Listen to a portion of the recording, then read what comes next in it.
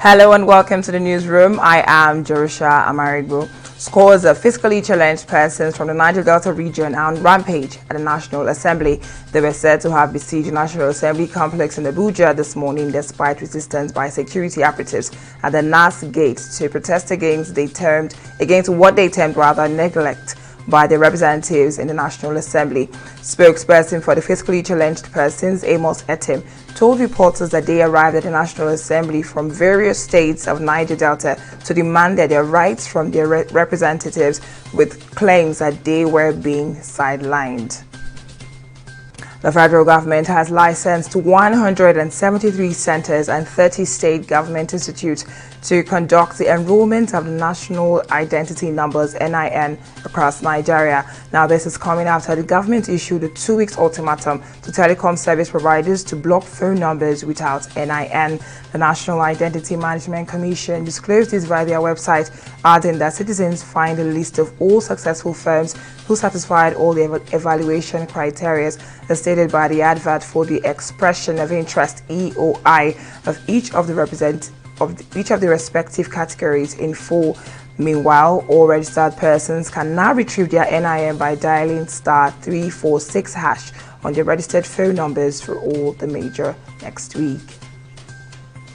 The Nigerian government has launched a portal for the 300,000 units national social housing scheme aimed at delivering affordable housing and millions of jobs to Nigerians. The government's 200 billion naira facility social housing scheme is one of the planned schemes under the Economic Sustainability Plan prepared by Vice President Yemi Osinbajo.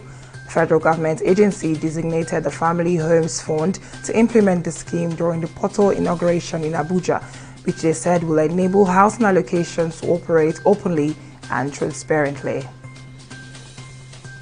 And the Russia airline Aeroflot has announced it will designate specific seats on board for passengers who refuse to wear their face mask.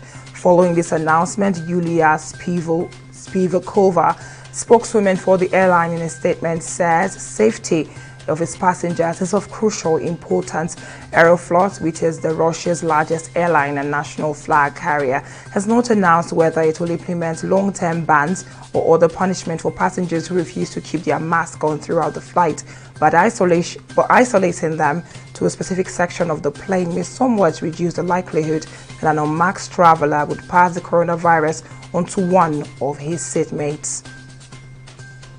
And the federal government has signed an output-based fund grant memorandum of understanding with 7 private companies for the deployment of solar home systems to power rural communities. Now, this agreement is to provide electricity to micro, small and medium enterprises located in areas categorized as unserved or underserved in terms of power supply.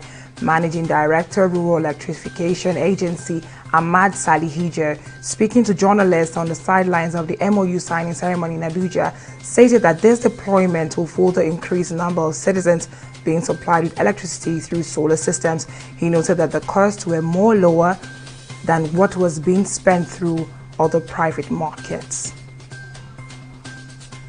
And Fiji has imposed a nationwide curfew on Thursday after urging people near the coast to move to higher grounds as the island's nation prepared for a major cyclone to hit.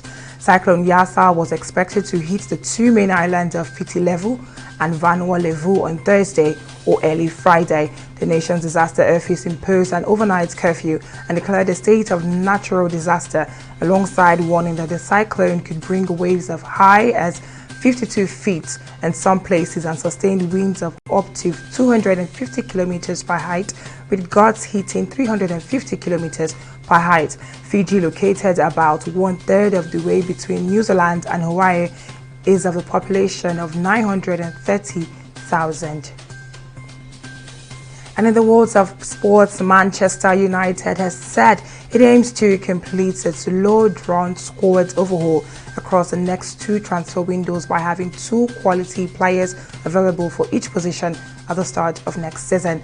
United are still in the market for a ready-made winger, a centre-back, a right-back and a defensive midfielder out of expectations of there to be no incomings in January window. Also, Arsenal sporting director Edu has confirmed the club will continue to look for creative midfielders after missing out on Dominic Szoboszlai. And that's all we have on our package. Many thanks for staying with us. I am Jerusha Amarigbo.